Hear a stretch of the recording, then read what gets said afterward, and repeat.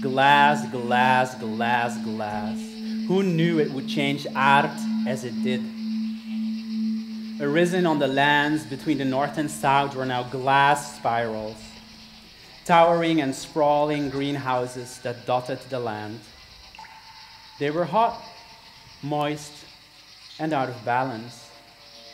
You see, the glass spirals of the line of Keown had all the technical requirements to grow food, abundant produce, rich breeds of plant and food. And for a long while, they did. From cycles of fire and cycles of rain, the mingled periods of seepage, the deep soil building and the ecstasy. You see, the kinfolks had lived with the cycles of the land. Cyclical significance had marked their pace for aeons, yet now they lived by the call of the hot glass, which was essentially ongoing. And so, the relationship with the land changed. And so, the relationship amongst the people changed. For little time was there to linger. Little time was there to play. No more room for the in-between, the spaces beyond this and that. There were no more dark dances in the woodlands. There was no more praising of the Bajita. The glass that covered the land covered the hearts of the kinfolks of Keown. And so the roots of trees and fungi became dry and brittle.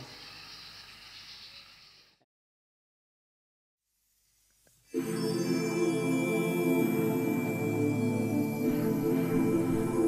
your feet on the earth. Put your hands on the surface of this stone. For this is our stone.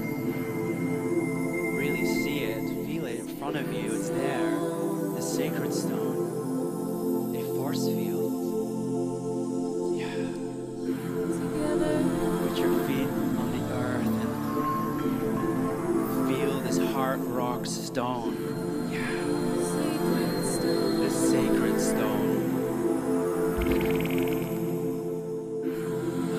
Put your hand on your heart and channel that energy from this space here and put it in that stone, this sacred stone. All of us together. Breathe in and breathe out. Let the energy from your heart stream into the stone. This is our stone, our sacred stone. Creating the stone. That's right. Let's do it. Do you feel it? Do you feel the stone? You feel it? It's right there. It's right in front of you. Do you feel it? Do you feel the stone? You feel it? It's right in front of you.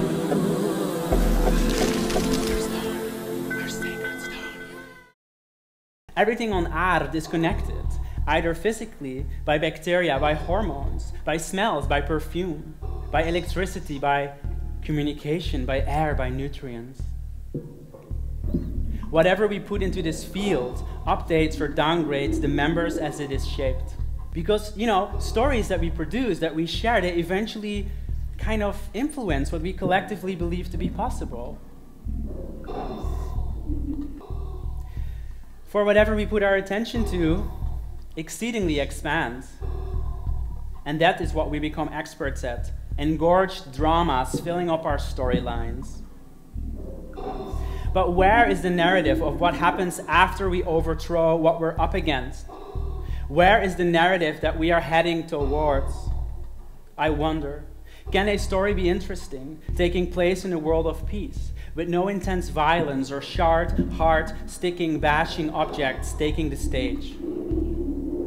No focus on the hero, or any such things, but rather on the domestic and natural world that enables any such hero to do any such deeds in the first place.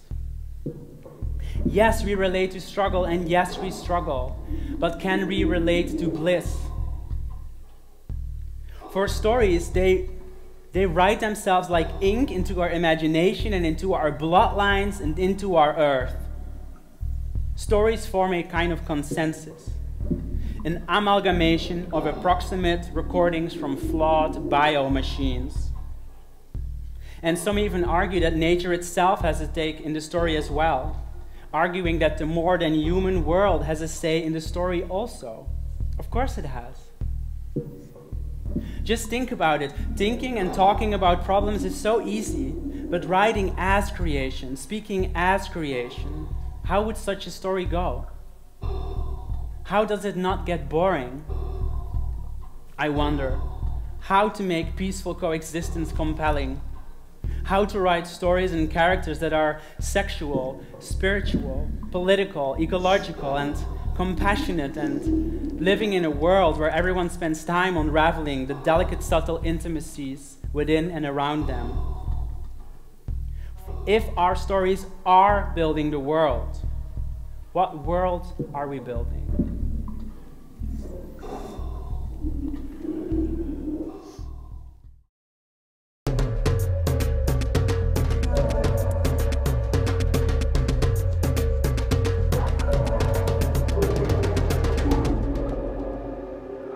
Earth is our biggest teacher.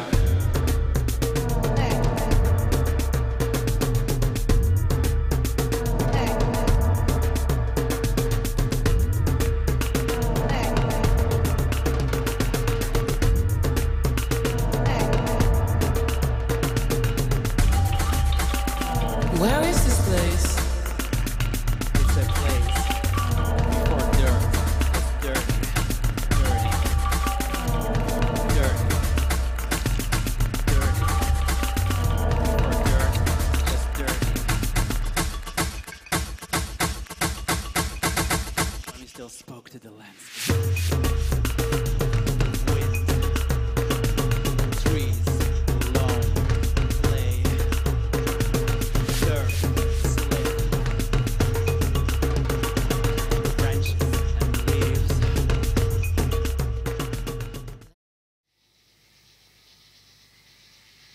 As we have gathered by now, the life of the Eider folks consists of intricate and complex interactions and relationships between farmers, circles of mothers, crops, and land. But the deep soil fire rites are the things that really define them. The communion with the chlorophyll, the communion with the earth and sky, the fires, their sacred rites. Leaves in endless shapes of green and browns, purple and even silver fractal. In their hearts, the Eider folks feel a deep veneration for the falling leaves, the sediments of decay and timber rotting on the forest floor. They knew life and death were married like the fungi and the beetles, turning all in turn to deep soil in the deepest, and to rise again through all forms that dwelled on aard. The liquids, the fleshy tissues, they were all born from the deep soil, earth and clay and mud. While their skin, hands, nails, hair, lips, and eyes, they were formed from the green of trees, like leaves on the body. And it was only in their erotic zone, within their love-making, where the inside and the outside, the above and below, the clay and the earth and the green and leaves would meet, where the green and the earth became the same. The smoothness of skin, smell, hair, and fragrance, the moisture, the saliva, the genital fluids. For the Eider folks, this represented the rain of the skies, the white clouds that rush over the woods and drip over the branch and stem towards the earthen layers. And it was said, so in the land, so in the body, so in the body, so in the land. blaze of liquids, bodies mingling, saliva, spit, and glory. This was the fountain, the moistening of bodies and soil beneath the heatening of the meadow, the drops of cum and pussy fluid on the blades of grass. The Eiderfolks, as such, were the fountain of the land. Their heat would then finally end in the collective burning of the fields, the grand finale of their orgiastic rite. Eiderfolks, naked and euphoric, post-orgasm and in deep bliss, watching flames as they caressed, celebrating the renewal. Naked silhouettes dancing in the licks of flames amongst the crackling of a branch. And while the evening rain would then help sink the bliss of Bajita towards the deepest of the deep, this sacred soil below, the pyres of now smoldering fires would reach high and odorous, fur-scented offerings to the white clouds above.